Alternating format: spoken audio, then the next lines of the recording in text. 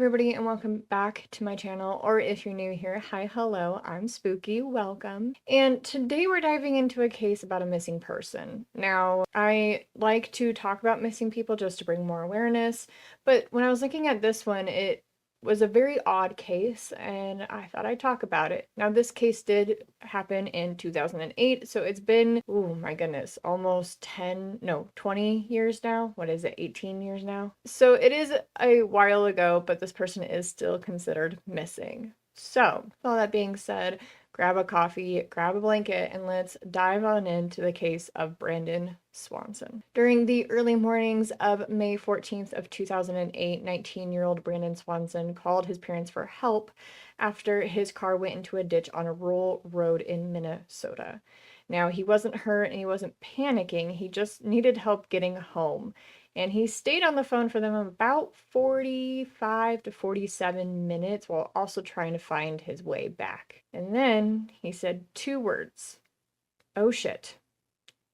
And that was the last time anyone ever heard from him again. Now, he was living in Marshall, Minnesota, and attending Minnesota West Community and Technical College, and he was studying wind energy.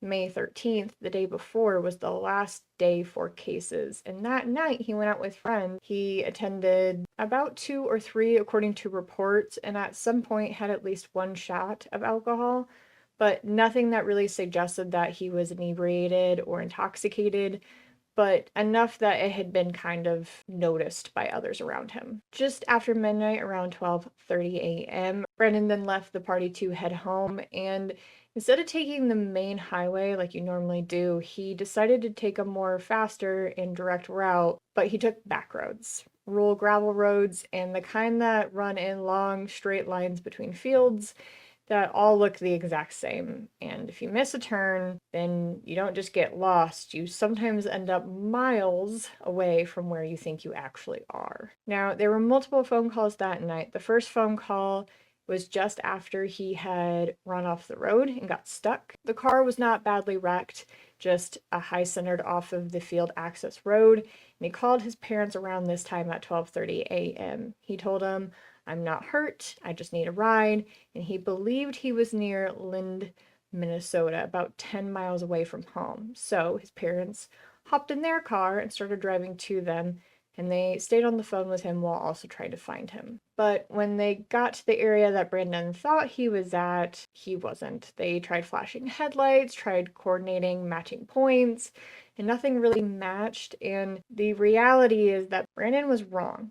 He was not near Lynd, Minnesota. He was actually about 25 miles the other direction, near Tanton and Porter. At some point, he probably got frustrated and decided to start walking. He told his parents he could see lights in the distance, and he believed that he was walking towards another town, but unfortunately he was walking away from the other town and walking deeper into unfamiliar farmland. Now, one interesting fact about Brandon is that he had a significant vision loss in his left eye, which affected his depth perception. So in daylight it was pretty manageable, but at night it was a little bit more tricky, and especially in uneven terrain, it probably led him to miss a few key points that might have helped. Around 2:23 a.m., Brandon then called again, but this time with his dad, and they stayed on the phone for about 47 minutes in total. And the entire time, Brandon is trying to walk towards this town. He talks about seeing fence lines, fields, gravel roads, an abandoned farmstead, and a driveway leading to that property. And at some point, he says he's going to try to cross a field to save time. So he narrates that he's crossing fences and he keeps walking, and then just after mentioning another fence, he suddenly just says, "Oh shit." So for a long time, a lot of people believed that the call ended immediately, and it really didn't. About 4 years later in an interview, and mind you, this is 4 years later, a memory can change, but 4 years later, according to an interview of Brandon's mother, she says that that's not exactly what happened. She later said that they stayed on the line, calling his name, hoping that they could still hear him or hoping that he was close enough to respond. And only after getting nothing back, they decided to hang up and call again, hoping that if he was nearby, he would see the light and be able to crawl towards the light of the phone. But then nothing. No answer, another no answer, and another no answer. And Brandon never picked up again. Later that day, authorities finally decided to go out and locate Brandon. They used the cell phone ping for his last location, and they were able to locate Brandon's car using that ping. It was exactly where he said that it would be, just not in the direction that he thought it was. When they looked and investigated, there was no blood, no signs of a struggle, no damage beyond just being stuck, and no alcohol or drugs were actually found in the car. It looked like someone just got stuck and he got out and started walking. Search dogs were brought in, and this is where things get a little interesting. And they tracked Brandon's path for about 3 miles from the road through the fields to the abandoned farmstead and towards water, and specifically the Yellow Medicine River. Now, this river at the time was very high and moving pretty fast, so they couldn't fully check it. Some areas were shallow, others were up to 15 feet deep, and a lot of the leading theories at the time were that he just fell into the river. Only, despite extensive searches, nothing was found. And there's another detail that also complicates things. The fact that Brandon's phone was still pinging for 2 days afterwards, and the phone was never recovered. So it wasn't destroyed or submerged, and it continued to ring and go to voicemail for 2 days after. Some people are constantly talking about the story, saying different things, but the main thing is that he was walking in the wrong direction, not towards town at all.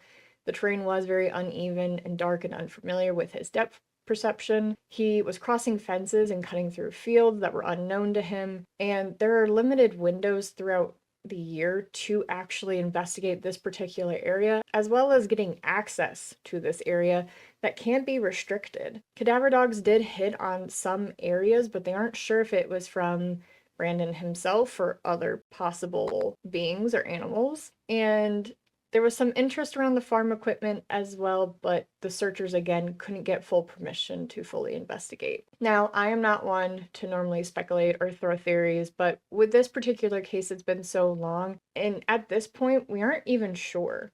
So a lot of the theories or possibilities that people throw out is that he's fallen into a ditch or a culvert or a steep embankment or even uneven terrain, just something fast enough that he couldn't really react to. Some people say a possible river entry, or they get into the more foul theories of a hit and run or foul play.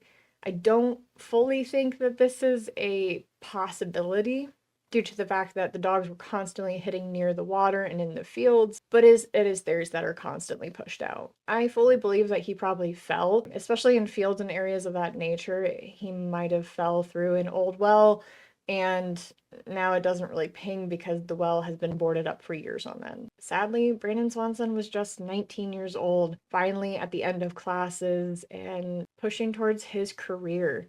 He was on the phone with his parents and he was actively just trying to get home, and somehow he disappeared without a trace. His case did lead to what is called Brandon's Law in Minnesota. It does require law enforcement to take adult cases very seriously and almost act right away when there are possible signs of danger. But for his family, sadly, there's no closure, and they're still waiting, still searching, and still hoping for answers. It is just an all-around very sad case with a teen who had so much ahead of him. If you made it this far, thank you so much for taking time to remember Brandon. Cases like this remind us how quickly something normal can turn into something that's very unexplainable. So it's a very sad case, something that is very random, and a case where I feel like a lot of us can almost relate, like going to a party, trying to head home, and a lot of us get back home safe. I know I have, well, especially as a teen. You go to those barn parties and they get a little crazy, but I made it home safe.